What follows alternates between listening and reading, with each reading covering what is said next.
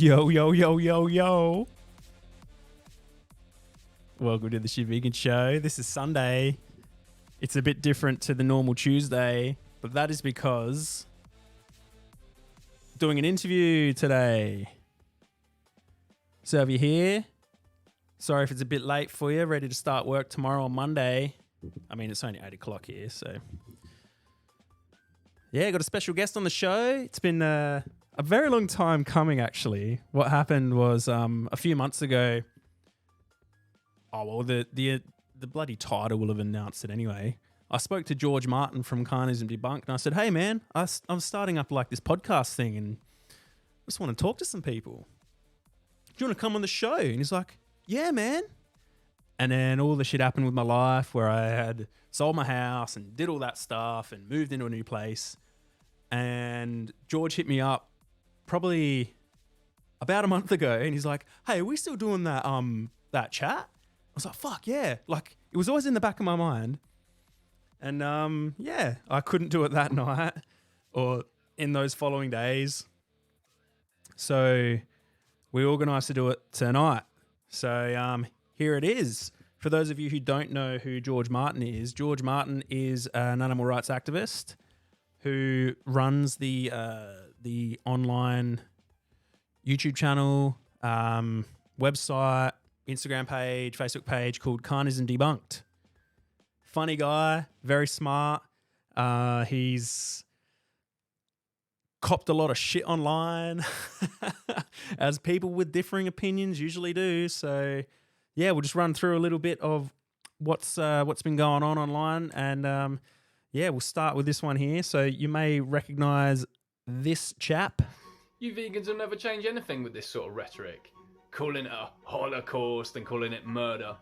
You really need to fix your advocacy style.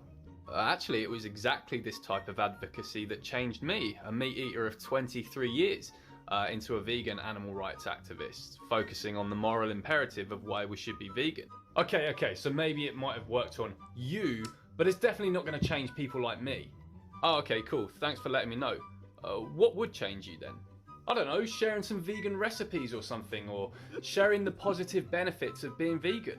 Cool, here are some vegan recipes and a list of the positive benefits of being vegan. Are you going to go vegan now? Nah. Oh, man. So good. It's so true. Like, it's just one of those things that it always happens, you know? People say, oh, the way you vegans go about it, it just doesn't work. All right, well, what's the best way? And so on. So let me bring him on and let's start doing it. So I've got to move on to Discord, and once I do that, we'll be able to get it going. So, oh, there he is, right in the top corner. He's right up there. I don't think he can see me yet. Hang on, I got to undeafen. And all right, sweet. Now I got you. Cool. All right, and I got to turn my camera off. See, it's one thing because I'm using OBS Studios. You know OBS, yeah? I don't. You don't? Oh, OBS is a program that you use to like stream shit online and whatnot. There you go. Gotcha. See, I use StreamYard for mine. Ah, righto. Well, everyone, welcome George Martin. You probably would have heard this voice and seen that face. Oh, mate, how you going? Yeah, mate, good. It's good to be on the show. Hell yeah, man. How'd you hear about Shit Vegans? Just through being friends with you on Facebook. And yeah, I just thought, you know, you asked me ages ago, actually, did I want to be on the show? But for some reason, it just never, never happened, did it? So, yeah. If you go back and watch it, when it goes on YouTube, you'll see, I just mentioned that in the intro. Yeah. Oh shit. Okay. Yeah. Yeah, fucking, I got a whole bunch of things written down, but I think how this usually works is you just talk shit, you know. That's what Shit Vegans is. It's like, over in Adelaide, South Australia, that's where I'm from. There's an Instagram page called Shit Adelaide, and what it's about is just people just doing fucking just dumb shit in Adelaide. So I thought, you know what, I'm just going to make a thing called Shit Vegans, and I'm going to have all the shit vegans around the world on the show. So you're a shit vegan, I'm a shit vegan. Welcome to Shit Vegans. Yeah, awesome. That sounds great. Good combo. Yeah, man. So you just woke up? Yeah, pretty much. Yeah, I was out last night. I was at a little vegan festival yesterday and stuff. So yeah, it's morning time here in the UK. So yeah. Hell yeah, I like it. So we'll start with the latest thing that you spoke about. I've been following all of the stuff that you've been doing, man. You do such a great job, and it's just fucking incredible. The whole thing, getting attacked by all the social justice people, and man, there's a few people around the world that I like to refer to as the real ones, and I think you're one of the real ones. They were coming recently after the vegan camp out. Do you want to just talk a little bit about that? Yeah, so basically, in the UK, there's a yearly vegan festival called the Vegan Camp Out. Highly recommend everyone goes, by the way, wherever you are in the world, try and get a ticket one year when you can. If you can't go this year, try go next year. But it's come under attack recently because it is unfortunately held at Stanford Hall this year, which is an estate that allows non-vegan activities such as shoots and hunts on the ground. And this has been, every year that the camp out has been, it's been on some form of land that involves non-vegan activities in some way in this non-vegan world. It was at like a showground one year, which hosts like agricultural events and everything. Now, the problem with it, now, obviously, you hear that at first and you think, well, this criticism sounds valid, right? Why can't we criticize the camp out for being held at this place that murders animals and blah, blah, blah? The problem is every vegan event is held at a place that involves non-vegan activities in some way. This is just something that you cannot avoid. You can't really escape, especially if you're doing a large-scale events. The only times you can really avoid it is, let's say you're doing like a small event where like a sanctuary hosts you or something. Great. Vegan sanctuaries, they own their bit of land and you can do little stuff there. That would not be suitable for a fucking camping festival. With noise and all this stuff and music and but yeah, ultimately there's been a very narrow-minded sort of singling out of this, and included with that has been the idea that the vegan camp out is this capitalist venture for profit and blah blah blah, as I if knew a that would business is happen. meant to be like, as if the idea of a business is like a charity or something. Like, camp out has never claimed to be a non-profit. It's an awesome business idea that's doing very well, and we should support that. We want to support vegan businesses, and that's another contradiction. People keep saying support vegan businesses. Why are you going to McDonald's? Why are you going to Burger King? Support vegan businesses. Then the moment someone does support a vegan business, people say, oh, it's capitalism, it's profiting on veganism. It's like, you can't fucking win. I know, man. Hey, it's just one of those things, dude, and that's one of the things that I've just learned to embrace, and I think that's where you're at too, because it's like you're damned if you do and you're damned if you don't, man. And it's just with the people, there's no reasoning, no logic, you just can't, like you said, you can't win, man. And oh, dude, one of the massive things that's been going on recently is also fucking cancel culture. And that's something that you've had to deal with a little bit, yeah? Like, obviously you're not cancelled, and obviously hang on. I should be cancelled now because I'm having you on the show, allowing you to spread your voice through my platform of 60 followers on fucking Twitch and 150 or 200 subscribers on YouTube and all this sort of shit. Yeah. I'm a bigot because you've got views that people don't agree with, and oh man, what's some things that they've actually come for you at with regards to that? Well, here's the thing. When people ask me, George, why is it that everyone calls you a this and everyone calls you a that? The honest answer a lot of time that I give is I simply don't know. But I mean, if I was to take an educated guess at why I get all called, everything ist under the sun, it's because if you're not an intersectional vegan and you have any kind of platform, intersectionals will call you these things. There's a saying, right? When you're so far left, everyone else is far right. There seems to be no nuance. It's like a box ticking exercise with these people. I call them box tickers because their whole lives and their friendship groups revolve around just a big old list of, you must have this view on this, tick. This view on this, tick. This view on this, tick. There's no nuance. There's no, I agree with you on this. However, my view on this is actually this. You have to tick every single one of their boxes. It's a cult. It's literally a cult. I've done a podcast on this that's a Patreon only podcast for anyone who wants to sign up to my Patreon. There is a podcast called Leaving the Cult where I speak to an ex-cult member who talks to me about this in detail, about how she broke away from the cult. And people need to realize this, that it's not a valid, rational way of thinking. But I'll tell you something, Nick, about cancel culture at the moment in the vegan movement. Now, okay, it does sort of exist to some sort of degree, but have you noticed it has died down a lot? I have. Do you want to theorize why that is? Because I've got my own theory, but I don't know if you want to theorize. Yeah, I think it's because it's just gone too far. Like, I reckon, because a long time ago, I don't know if we were friends back then on Facebook or whatever. We might have been. It's been a few years now that we've just had our interactions and whatnot. I said something on one of the specific movements that I guess enables people to manipulate biology. You know what I'm saying? Mm-hmm. And I said what I thought. And to be honest, I still think that to this day, because none of these people have actually presented me with a rational reason as to why I should change my views.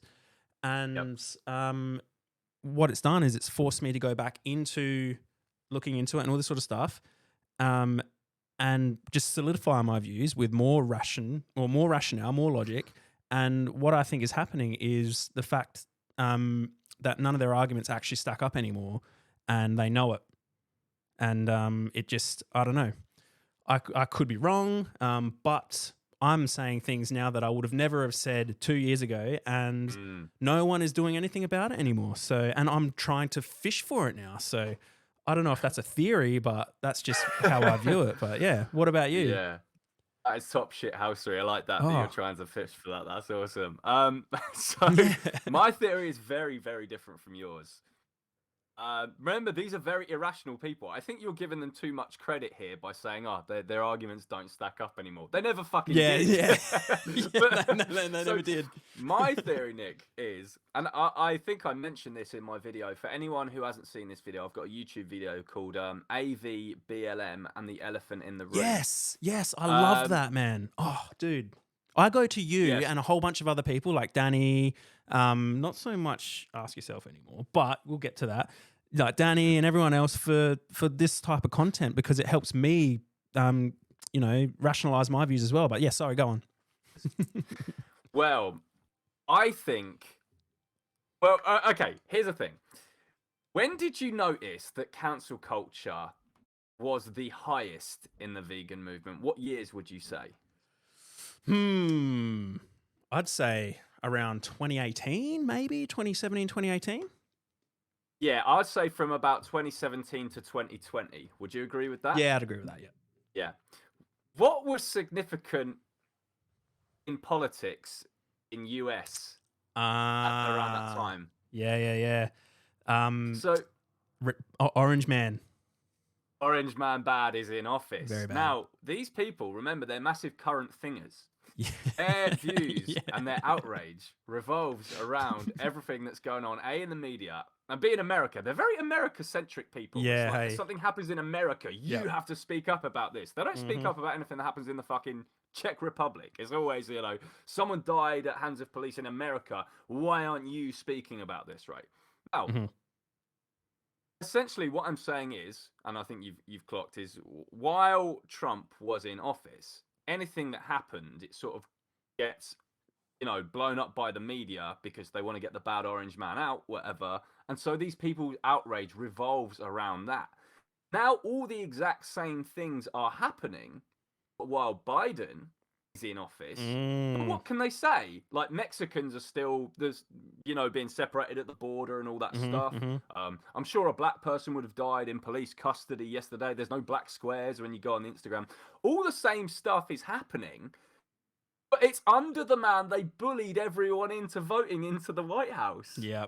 They said if you vote Trump, you're a racist and you're not vegan and blah blah blah. You must vote Biden and blah blah blah. Biden goes in and suddenly everything is still happening, but cancel culture just kind of dissipates a bit within the vegan movement. And this is just how lame these people are. Their lives literally revolve around what the media tells them to be outraged by. And that stuff in 2020, that was manufactured media outrage to get Trump out of the White House. It's as simple as that. I don't know how anyone can't even see this now. Yeah, no, I agree. It's you know, for the real ones, I think, who can actually see it and actually put it into words, you know, it's just, I think it all ties into the fact that I think what's going on in the world right now is bigger than fucking what's going on in animal rights. To sort of tie into something that you've said, what's going on in the States and what's going on, you know, obviously in fucking down underneath Russia. I don't want to say the word because of some sort of, you know, shadow bans or whatever. I think there are bigger things at play right now when it comes to using our voices to speak up. I think we're losing free speech, and I think this is all playing into it, right? Yeah, it's just so many things to talk about. I feel like I'm going a little bit off track with it, but I totally agree with you that it's all just died down and it's all just complete and utter bullshit. So yeah, man, this might be a tough question to say or for you to ask to answer.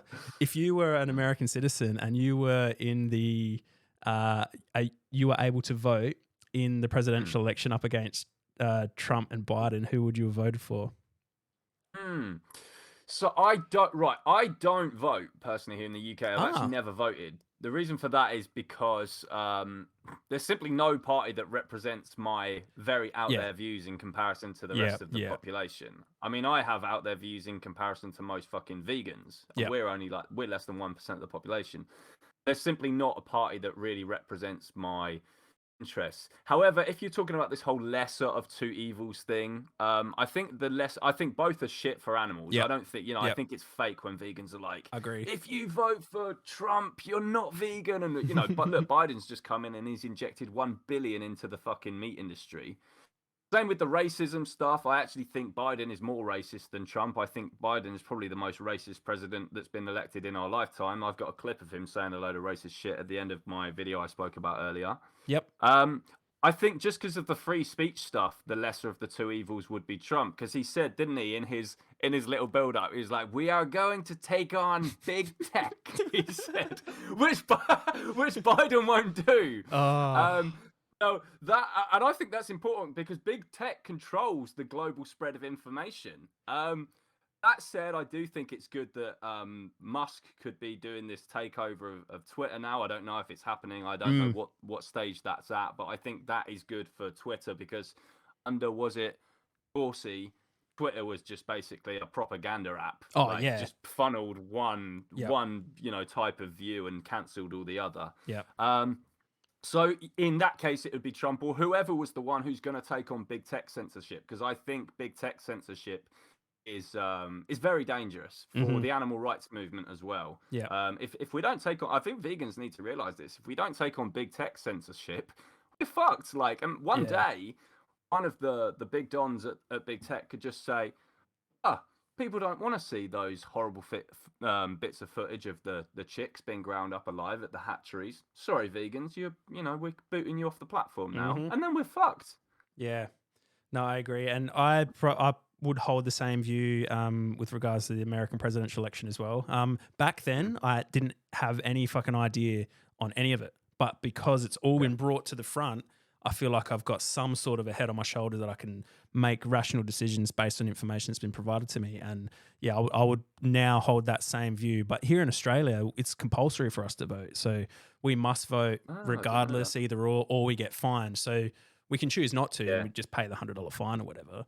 But yeah, I agree. There's no party right now that holds my views, that I would align myself with the most.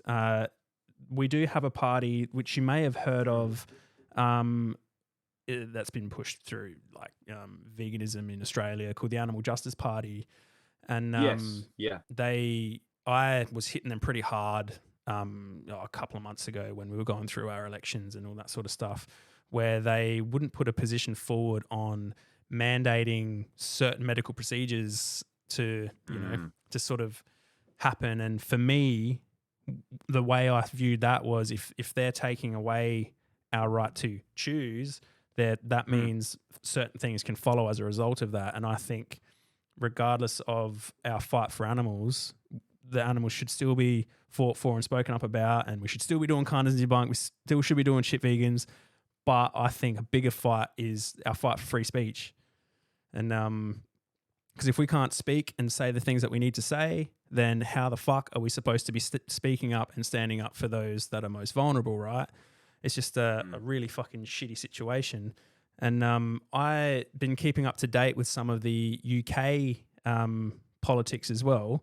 I'm not exactly sure too much about the certain parties. I know there's the Labour Party and there's another one. What's the other one?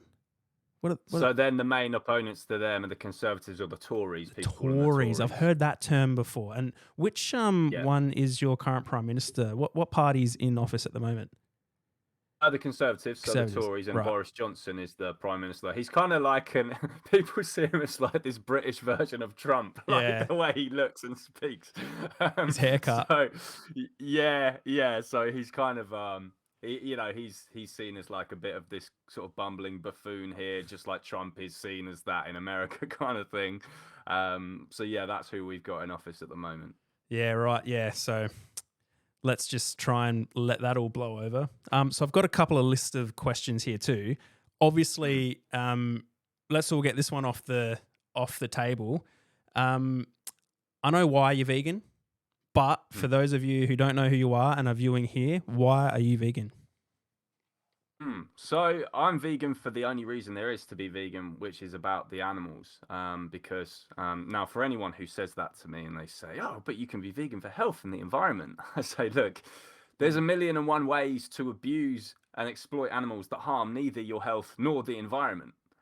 So you have to, obviously veganism encompasses more than just food. It's not a diet. It's about clothing. It's about not using animals for certain things, not using them as our slaves. And I went vegan in 2013, early 2013. It was a few months after watching Gary Yourofsky's fantastic speech, the best speech will ever hear. Yeah. So that was what got me looking into veganism. And yeah, I haven't looked back since, and I've always been vocal about animal rights ever since then. Yeah, that speech also solidified my views. I remember watching Earthlings, and I had a bottle of Jack Daniels sitting next to me, and I was watching it, couldn't get through it, and then I took a few mouthfuls and then pushed through, and yeah, after that, it was Gary Yourofsky's speech that sort of tied it all together, and from there, I was the same. Now you were also a organizer of Anonymous for the Voiceless over there, weren't you? Yeah, I was. So how long were you doing that for? I was the first organizer in the UK. So that was from 2006. Yeah. I set up the London chapter, which was the first in the UK. So that was from 2016.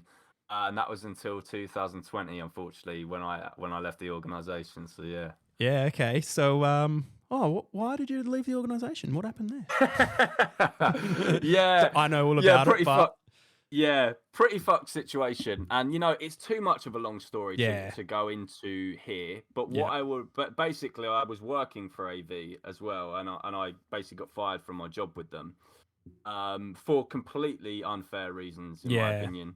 And anyone who's interested in the backstory behind that kind of plays into what me and Nick were talking about earlier with the cancel culture and the 2020 bandwagon and stuff. So check out my video. It's called something like "Is AV Apolitical?" or "Is AV Politically Neutral?" Something like that. And in my opinion, AV has violated its stance on political neutrality. Essentially, I agree. I don't believe them to be a politically neutral group anymore. Yeah. If for anyone who is watching, go across to Carnism Debunked. You'll be able to find it. For those of you who are vegan and who know a little bit about that situation or don't know about that situation, it was to do around the time when the Black Lives Matter movement was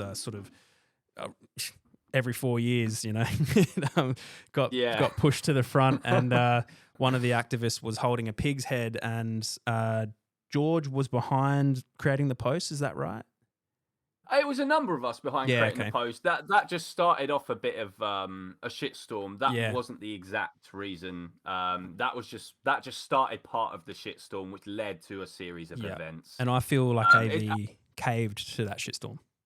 Yes, and you know it is a lot. It's a long ass story. Yeah. There's no like boom one sort of thing you can sort of pinpoint. But as I say, I've done like a fucking 40-minute video on it. Yeah. If anyone wants to watch it, but you know it's important that people see it. Yeah, for sure. And do you still interact with Gemma? Yeah, she's a very good friend of mine. She's one of my best friends in the vegan movement. She's kind of hard to to reach a lot of the time though, because she's always getting in trouble. Like she's in trouble with the police and stuff all the time, and she's working on exposing like the bent police force that's sort of screwing her over a lot. That is incredible to watch. Yeah, but no, Gemma is an absolute fucking hero. She's if anyone doesn't know of her, I think her account on Instagram is 269gem. But you know the stuff she does for animals is unbelievable. She really puts herself out there for them. She's a really good activist. Yeah, she's amazing, and she's very well spoken. And if Gemma, if you end up seeing this, props to you. Gemma and I have interacted a few times online over the years, but it's so crazy how people from all around the world join a movement, and with social media we're able to communicate and do these types of things and follow along with each other's stories, and it's just really incredible. So it's like if you were to ever come to Australia or Adelaide in particular, you know you'd have a place to crash if needed, right? Just like if you could, if you went to like say India, you get to hang out with you know, is David Ram still over there in India? He's in Scandinavia, yeah. You know, David Ram's had a bit of a cancel culture story to do with India. They accused him of white saviorism just because he dared to go to another country to help animals. How dare he? He has to stay in the UK or Finland, where he is now. He's in Finland at the moment. Yeah, yep. So yeah, that was the thing with David Rams. Yeah, I want to have a chat to him and see if he wants to, if he's able to give up some of his precious time so we can fucking chat shit on the Shit Vegan Show. Yeah. We've got a couple of viewers here on Twitch as well. I've got my friend Chloe, who I used to work with. Hey, Chloe, how you going? This guy here is George Martin. He's an activist from the UK, animal rights activist, who has the YouTube channel and Instagram page called Carnism Debunked. So go check it out if you got some time. We're just talking shit. So when it comes to your preferred method of advocacy, for me, I prefer to use social media because I can just fucking say what I think. What do you think your preferred method of advocacy would be? Yeah, I love social media as well. It's how I've like built my platform and stuff. So I think social media is the most powerful tool we have for advocacy. It's the thing that can change the most minds worldwide, which is why big tech censorship is such a threat. And this is something we should take very seriously. But I do street outreach still, you know, so I'm with We the Free now. So I'm out on the streets of Bristol and Bath every few weeks, talking to people and showing them, you know, the footage of what it is that they're funding when they pay for animal products and talking to those people about it. Yeah, so that's I've been keeping an eye on that as well. That's very sort of AV style. You don't use the masks and just sort of talk to people as they come past like normal. So the thing with We the Free is it's down to each city's group to kind of decide like how they want to run things, and you can use like data and stuff to see how well you're doing. So we have the My Stats system. So if you find that like there's a certain aesthetic to your group that works better, you can see that like through the actual statistics and stuff. So you can use masks or whatever you want to use. So the organizers would discuss that with their volunteers, but it's like a volunteer run organization is the way that it kind of works. So the most important thing is that the volunteers have a say on what they feel is working best.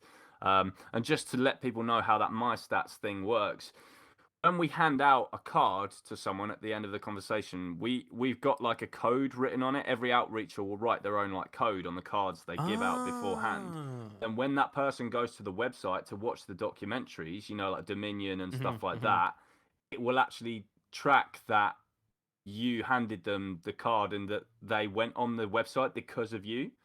You can actually see how many people you've made watch the documentaries.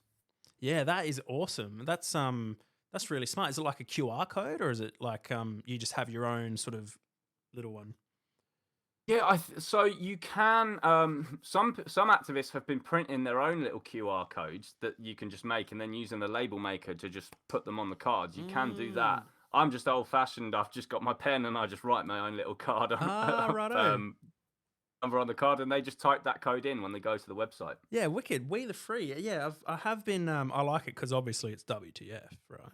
It's Wednesday, Thursday, Friday. It's yeah, awesome, man. So is that something? How many chapters of that are operating in the UK? Not very many at the moment. We're not very big as a group. I'd say in the UK, how many must there be in the UK now? Probably only like 6 or 7, maybe. We're a pretty new group. So we started around sort of the time that COVID hit. So it hasn't, stuff was sort of a bit shaky since then. So I guess we've only just sort of hit the ground running about now. But more chapters are forming worldwide for it. So no, hopefully it could get big, and I'd like to see it do really well, obviously. Yeah, wicked. That's because I was actually one of the organisers here in Adelaide for AV as well. And then I had my friend Deanna and my other mate Case come on board to help out with that. And then what had happened recently was I stood down and to allow the others to do it, and then they decided to stand down too. So now there's no chapter here in Adelaide. So I said to Paul and Asal in the group chat, I said, Paul, I'd love to rejoin. I'd love to get back in and just get back on the streets. I was a previous organizer. I'd love to be able to do it again. And I got all right, are you willing to go through the induction and the training and all this sort of stuff? I'm like, well, no, I've already done it. I'm all good. I just want to get back out there on the streets. And they said, oh, you're no different to everyone else. Like, you need to go through these processes. I'm like, all right, fair enough. We'll just, take our gear and go do our own thing. So we're looking at doing something else under some sort of other banner. So We the Free's sounding pretty interesting. So there's like a website, yeah? Yep, activism.wtf. That's the website. So not .com, just .wtf. Very simple website name to remember, activism.wtf. And you can state your interest in setting up a group, or you can just join a local group via that. So yeah, we'd love to have you on board. That'd be awesome. Yeah, sweet. I've got this question's been burning a hole in my eyes. It's something that's been something that I've learned to deal with in my personal interactions and things like that. Do you have many friends and family who aren't vegan? Yes, my entire family isn't vegan. I'm the only vegan in my entire family. And yeah, I still, while I guess since becoming vegan, my circle of people I've hung around with has just got gigantic. So it's mostly vegans that I know these days. I'm still like friends with my old friends who haven't gone vegan. As Gary Urofsky said, family and friends are the hardest people to convert. Yeah. So, unfortunately, one of the kickers, and I did a podcast with Claire Mann about this, the psychologist who coined the term dystopia. Yeah, I've met Claire. About the anguish of being vegan in a non-vegan world. So the sad reality is there are a lot of people who simply aren't ready to change at the moment. And yeah, I know some vegans have done this, but I haven't cut people out of my life simply for not being vegan. I have had fierce arguments with certain friends and acquaintances over the years where we fell out to do with it. Yeah. But I don't, and fuck those people. I don't see those people anymore. Mm-hmm. But generally, just like my non-vegan friends and stuff, I think they generally just have the mantra of, to be honest, I agree with you, George. You're right about this, but I'm the lazy fucker and won't change. Yes, kind of the thing. And that's where we need to get them to. If we can't get them to go vegan, we need to get them to that, because otherwise they're just lying to you, they're lying to themselves, and they're trying to hold on or grasp that thing that they have to grasp onto. We've got a question from Chloe. She goes, question for both of you. I half know Nick's answer / opinion on this, as I see how he handles situation on social media. I guess it's to you now, George. So how do you discuss your views with someone who understands what happens in the agriculture industry but doesn't care? As in, how would you attempt to change their minds without comparing it to other examples? As in, like, I'm guessing like Holocaust, rape, all that sort of stuff. Well, this is the toughest one, because if someone simply doesn't care, then they just don't care. You can't really change how much someone cares about something as such. The only the only analogy I can make to someone who says they just don't care is I might say to them, okay, but I might not care about you, or I might not care about this person who's just walking past me now on the street, but that wouldn't give me the right to oppress you or to oppress them. Even if you didn't care, you can at least see that the principle of doing to someone else what you wouldn't want done to you is wrong. But in all honesty, Chloe, a lot of those people are just a waste of time. If someone literally just doesn't care, you just might not be able to get through to them. They might just have no morals. They might just be a fucking sociopath, and those people just aren't going to change. You need to focus more of the time on the people who do want to change, because there are plenty of people who do. There are plenty of people out there who do care and who will change. Yep, totally agree. And that would, exactly. It's so crazy how people who are vegan and go vegan and are vegan for so long that our views just align. You know, it's like, it's so weird, because if I were asked that question, I would probably answer it exactly the same way. Probably just in different words. Like, if I don't care about you, obviously, the principle behind that you disagree with, and that's the exact same principle that you're applying to animals, right? And it's just one of those things. So thanks for the question, Chloe. Keep them coming if you do, because if you have any questions for anyone and you want a real legit answer, this is the guy you should be asking them to, because this motherfucker right here, like, if I ever have issues trying to flesh out an opinion myself, and I know that any of George's videos has anything to do with what I'm trying to flesh out, I'll go to his opinion online or whatever. And like, I really mean that, man. Like, no shit. There's a few people out there that I fucking listen to the opinion of, and I absorb it, and it doesn't conflict with anything that I believe. So thanks heaps for everything that you do with regards to that. It's incredible. It's a treat. Yeah. It's like having broccoli on a Sunday. A treat having you on the show, mate. Appreciate it. That is, the pleasure is mine, my man. Cheers, man. So what's your favorite food? What's your favorite vegan food? What do you go for the most? Well, I'm a big fan of Indian cuisine. So Racist. I love any kind of curry. Yeah, Cultural I love really appropriation. spicy food. Yeah, that's it. Yeah, sue me now, cancelled. Hey. So yeah, that's I love that. Damn, I really like Ethiopian food. Went for some me Ethiopian too. food yesterday, so that was awesome. Did you have tried Ethiopian injera? food? Yes, the bread stuff. Yeah. Awesome. Little bubbly bread. That's awesome. Yeah, so I Bubbly love bread. that.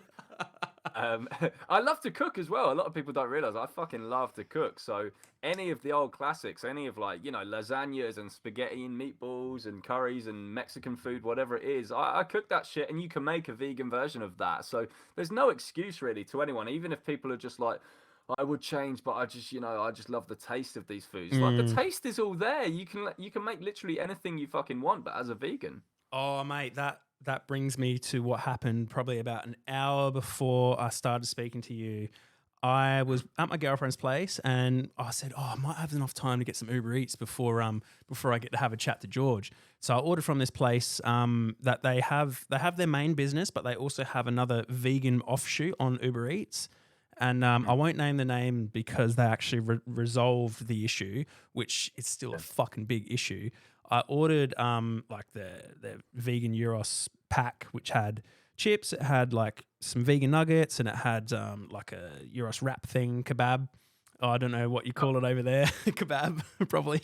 Yeah, that's it. And we have the gyros thing. That's good pronunciation as well, because I think a lot of people call it gyros. Gyros, yeah. As well, actually. Well, over here it's spelt Yiros. Gyros. It's spelt with a Y. Oh. It's not even spelt with a G.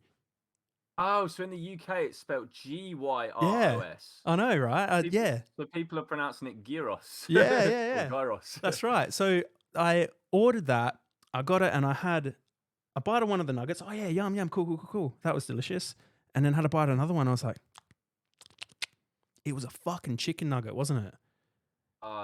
First thing I did. How did you tell the difference? Because they do taste fucking identical. Yeah, yes, exactly. I looked at Sophie, my girlfriend, and I said, and she goes, yeah, it was a bit weird, wasn't it? I was like, yeah, it was. So then I picked it apart, and it was fibrous, like meat fibrous, and I smelt it, and it had that like sort of pinky, sort of bloody smell, if you can think of that smell. And I was like, holy shit. And then their names got vegan in it. So they must have, someone in the kitchen may have just fucking accidentally threw this and that and whatever. But then I rang them straight away, and I was like fucking pacing up and down the house. I was like, oh, how am I going to have a go at this guy? Because he fucked my order up. And I rang, I was like, dude, you got the order for Nick on Uber Eats? And he's like, yeah, I see that. He's like, dude, you put chicken nuggets in there. I ordered it all vegan. And he's like, nah, man, they were the vegan ones. I'm like, no, they fucking weren't. I'm not fucking lying to you. So then he apologized and he said, I'll send you all this free vegan baklava. And they came and dropped the money off as a refund. I was like, oh, all right, you don't get to be bashed on social media verbally because of what you did. But if that were to happen to you, how would you react? Oh damn! The same way as you, yeah. The same way as you. I would be very angry about that. But here's the thing. I'm not sure a lot of the time I'd be able to fucking tell. Yeah, hey, that's right. Because it's so the shit we've got now is so good. I honestly, there's only been one time recently where I just suspected they gave me the wrong thing, but I wasn't so sure that I could go back or call them or whatever. I just suspected it. I was like, this does taste different, I swear, from what I'm used to with this product. I wasn't 100% sure. Yeah, in all honesty, I can't see it actually happening to me, because I think they could pretty easily fucking fool me, because the products are so good. They are so... I think I've even seen vegans before send stuff back and say, you've sent me the actual dead animal product. Yeah. When it has been the vegan product. Yeah, it's so the stuff crazy. now is just like, It's one of those things that you're dining at a non-vegan restaurant and you're like, I'm still a bit weary. But this is the vegan one. I'm not sure if you can see it. I sort of see that, yeah. I broke it in half, and all right, that's all cool. You can see it's a bit sort of light brown in the middle there. And then I pulled the other one apart, and that's it there. Sort of a more pale white, the non-vegan one. Yeah. Yeah. Oh man, I was furious, and I was like, oh, because I had a whole bite and I swallowed it too. I was like, fuck. And then I went outside and I was trying to fucking get it out. It's so weird because it's been so long, but it just fucking, it happens to vegans too. Oh man, sorry. I just fucking tangented on something about me when this is about you, my friend. I know. It's good to hear. Oh man. Well, it's not good to hear that happened to you, but no, it's it's interesting to tell the story. Yeah, man. I don't think many, like, because I think a lot, because he kind of on the phone he was like, oh nah, you're wrong. I'm like, hey, hang on, brother.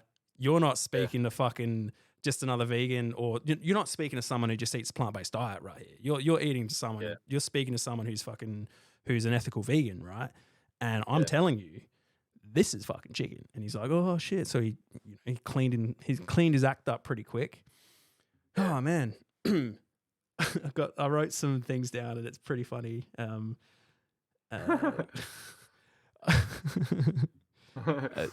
So watching Carnism Debunked, I can see that you're a straight white male, or at least I assume you are. Assume, yeah. What do you think is doing the most damage to the vegan movement? So sort of filling that question. I spy with a capital I. I spy with my little eye something beginning with I, should I say. Yeah. I think intersectionality is harming the animal rights movement because it's positioning, it's trying to turn veganism into like this sort of left-wing political movement, which it's not. Veganism is just a basic moral obligation. You can be vegan whatever wing of the political spectrum you are, wherever you are on the political spectrum. It's just a moral obligation not to be a bastard to animals.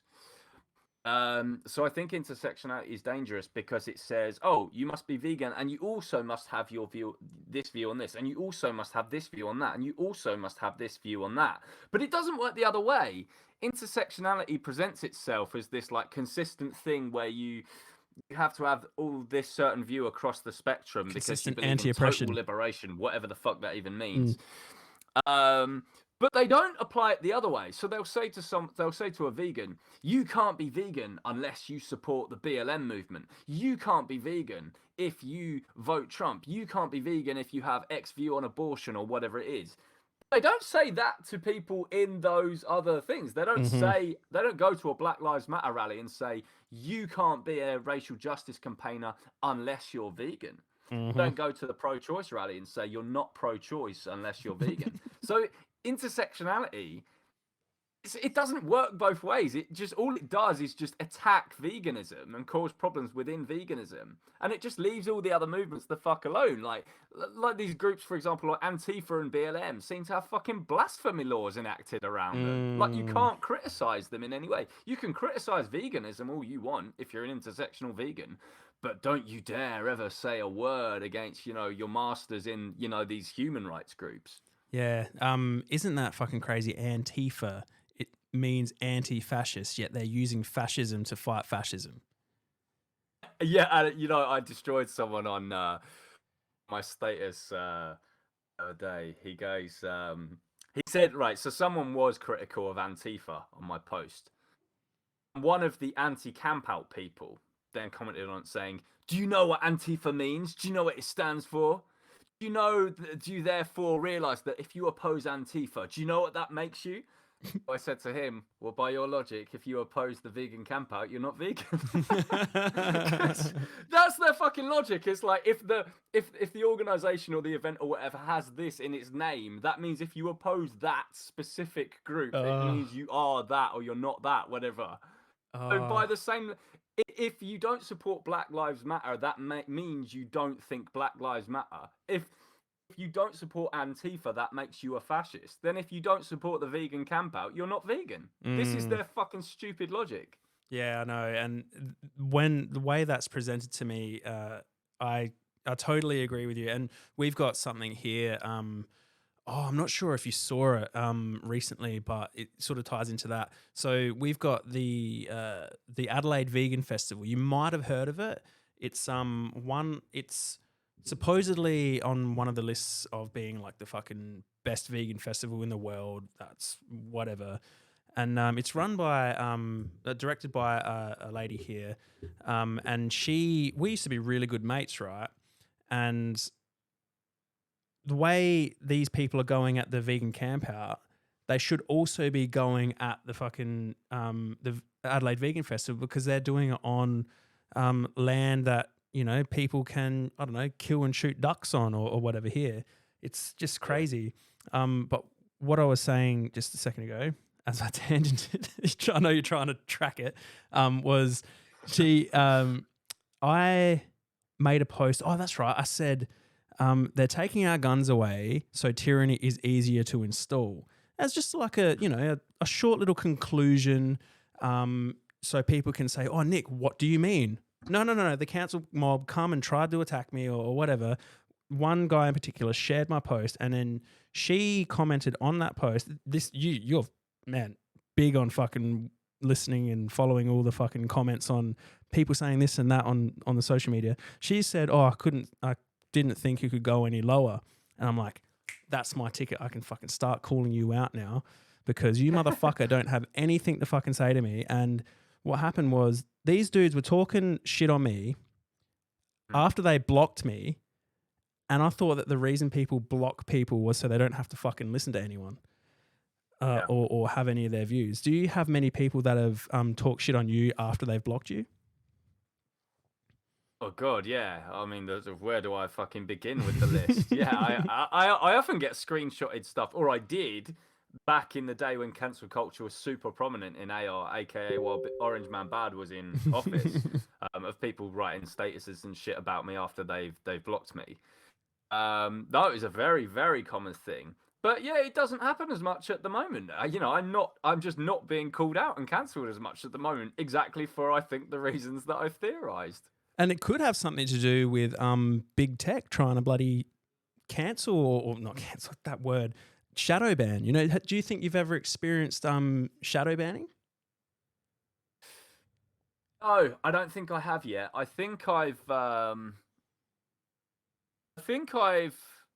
Even though I tend to say what I think on social media, as you've noticed, I think I've managed to do it in a way that doesn't upset the big tech gods to that extent. I mean, I have been banned. I've been zucked God knows how many times. Like, if I get a ban on Facebook now, it's for 30 days. Yeah. That's how the bans like build up. But I don't think I've ever been shadow banned. I think that more happens, what I've noticed, with maybe like accounts to do with nudity and stuff. Like girls on Instagram who like, you know, show off their OnlyFans and stuff like that. I think shadow banning more happens with them. I haven't noticed it so much with opinions about animal rights or about politics and stuff. But I don't doubt that it happens. Mm-hmm. And with your reach on social media, how much so you put videos out on YouTube? Do you put them on Facebook as well? Yeah, well, Facebook now has the sort of Reels function, kind of thing, like Instagram and similar to the TikTok short video form. So I put like little Reels and stuff that I've made on Facebook. But no, I tend to, if I make sort of like a long video, I'll tend to just put it on YouTube.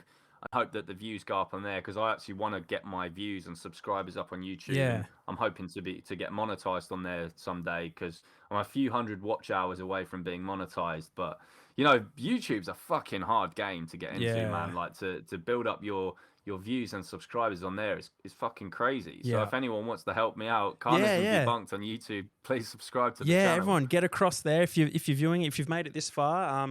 This one sounds like it'd be good enough to go on Spotify as well. So what I do is I do it to Twitch and then export it to YouTube, and then I download it from Twitch and then I cut the audio out. I add a sound on it. Oh, it's heaps of work, isn't it? Where I was going with that was with regards to your reach. What is the average amount of reach you'd say you'd get on each video? Right, so on Instagram, Instagram is really good for reels and getting reach for short form videos on there. So when I upload an Instagram reel, that's probably where I tend to do best. That can be from anywhere like 5,000 to sort of 15,000 views or something if I do a good reel on there. TikTok, I've been censored so many fucking times on TikTok that maybe that's a platform where I am kind of shadow banned because I don't feel I'm getting the views I used to. But I do have a vid on there that went fucking viral. I did a short video on there about how absurd it is that we drink milk of cows. That's had around 500,000 views on TikTok. And YouTube is probably the fucking hardest one. Like, YouTube is the most effort for the most minimal reward. It's like an Instagram reel or a TikTok video. It takes about fucking 30 seconds. You get loads of views. Then a YouTube video, you can literally spend your whole fucking day making. Mm-hmm. You can spend a whole day of your life making a YouTube video and doing all the editing and stuff like that. Maybe more sometimes. And then max, I think the highest number of views I've ever had on a YouTube vid is like 4,500 views or something like that. And you know, these are for videos sometimes that you spend all day making. So that is frustrating. Yeah. Yep. I find the ones that get, I mean, my max viewed videos got like fucking 300 views. And that was with an interview I did with Tash Peterson, which you've done as well. So it's really awesome. Do you, so you had a chat with Tash Peterson. That wasn't very long ago, was it? No, it wasn't. That was, maybe 2 months back now. And that was a really good podcast episode, I think. So people can check that out. I think it was called Sex, Censorship and Social Media. I did with her. And yeah, she's really good to have a conversation with. Yeah, it's good that she's so prominent and stuff, like in media and stuff. And people might not think it, but she is changing a lot of people. She gets messages all the time from people saying that she's changing them. So yeah, it was great to sit down and talk with her. Yeah, it's awesome. When me and my friend Holly interviewed her, she was prior to, I think it was about a year ago. So prior to many of the big things that she'd done. So it's always chopping and changing. And she, that she did a podcast with Isaac Butterfield. You know Isaac Butterfield, who he is. Yes, I do. She did a podcast with him. Yeah, did she went on there with him. Yeah. I'm gonna have to listen to that. I wonder, maybe I did listen to that, but yeah, okay. I'm definitely gonna check that one out. Yeah, it's really interesting. Batsman, as he calls the himself. Batsman. Yeah, no shit. Do you think about this? That YouTube channel? You ever heard that about one? This? No, No. So he his name's Martin, and he used to do lots of content like creating like logic videos, all this sort of stuff. And Isaac Butterfield did a video hating on vegans like he would, just for his views. And Martin then responded to him, and then Isaac misrepresented something that he said in his video. And then they came to Adelaide. He came to Adelaide to do a show, Isaac. And because Martin, he didn't get a response out of Isaac for the response video that he did, we found out that he was doing a comedy show here in Adelaide. So we actually snuck into the comedy venue and we like confronted him on stage. God. And we filmed it. It wasn't great footage, wasn't great watching, but we managed to get something out of it. And then he just did nothing about it. It's like this guy, Isaac, I don't know what his fucking thing is. Like he should be vegan. It's just another thing that we should fucking. I'm just going on another tangent. Don't mind me, man. No, I know exactly what you mean because I did listen to his podcast with Vegan Gains. Yeah. And he and his little mate who were on that podcast with Gains, they kind of just do admit that Vegan Gains is, he's got all these logical arguments, and to be fair, I'm not logical enough to even take these on. I just like the fucking taste of meat, mate. That was just pretty much their shtick. Like, at least he kind of admits that his reasoning is dumb and he's just being a bit of a clown. And I think he knows that he's just being a clown. But it's a shame because he's being a clown about a very, very serious issue that he's responsible for. And, I don't mind dark humor. I don't mind people making jokes about cruel things, but not when they're doing that cruel thing. That's the difference to me. Yeah. People who joke about something horrible that happens to a human and something horrible that happens to an animal. Because someone might say to me, well, you're a hypocrite here, George, because you like a dark humor joke, but then you don't find it funny when someone's joking about the animal holocaust. I say, but the difference is, the person who's joking about the human thing isn't doing that. Like, someone could make a fucking horrific joke about, I don't know, whatever. If they were doing that very thing, you'd be like, that would be really fucked up. That's like really, really fucked up. And that's, I think, the problem with Butterfield. He's being a clown about something that he's actually supporting. Yeah, that's it.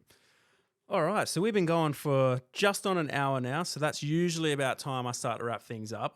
I could probably sit and fucking talk to you all bloody day, but before we go, do you have anything that is coming up for you lately or in the coming weeks or months?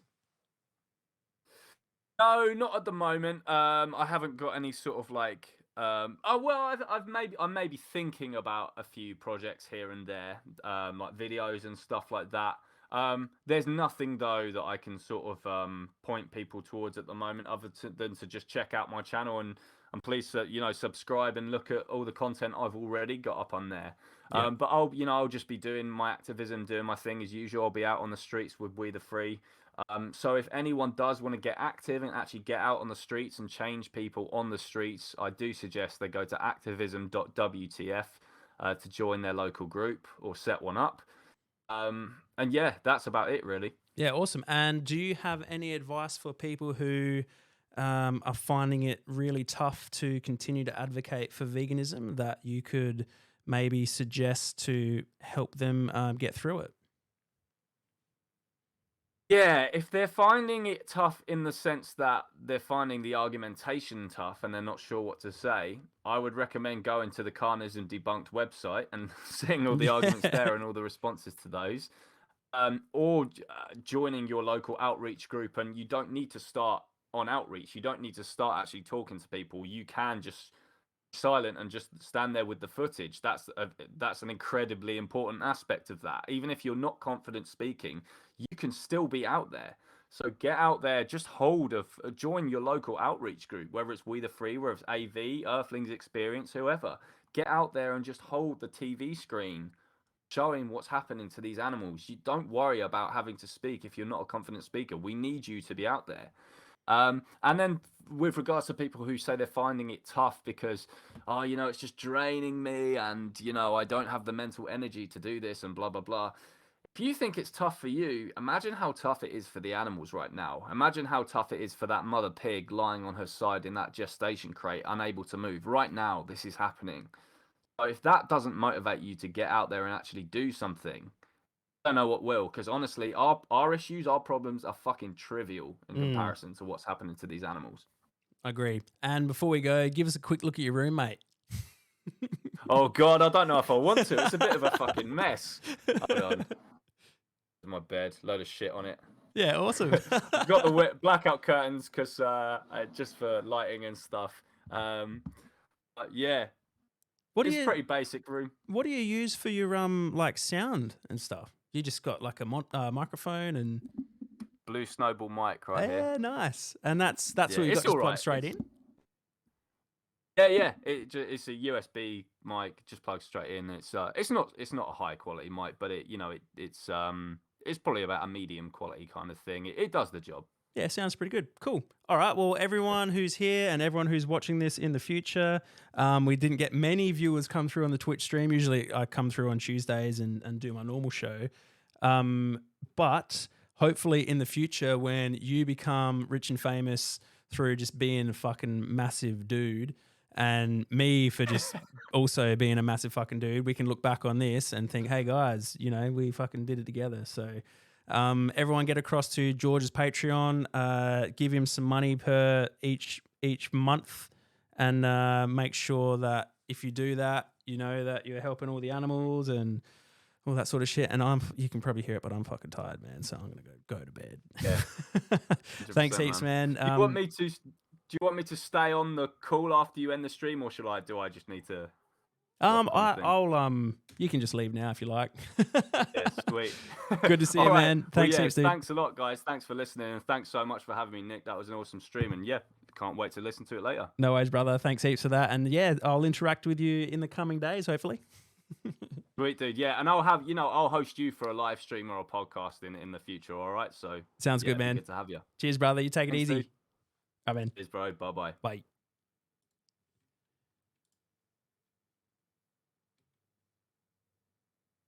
All right. So, everyone, that was George Martin from Carnism Debunked.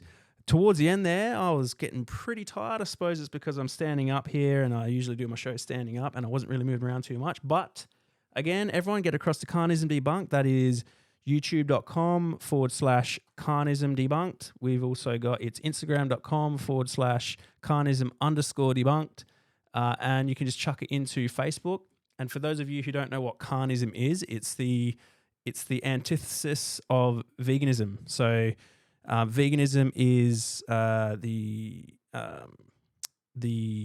view that all animals should be left alone, and carnism is the view that animals are ours to exploit and use for reasons that we see fit. So, yeah, thanks heaps for watching. This has been the Shit Vegan Show. I am going to go to bed. Thank you, Chloe, for sticking around. Really appreciate it. It's always good to hear from you and and interact with you. So hopefully catch you soon. And you are on the Shit Vegan Show. This is Betty. She only just made a bit of a view. So I'm going to leave you with some Chris Delaney with Hello Human, You Man, you know the track. And yeah, thanks for checking out the Shit Vegan Show. See you again Tuesday at 7:30. I'm going to go across, I'm going to be calling out someone who decided to block me on Instagram. So catch you next time. No, catch you Tuesday. All right. Peace.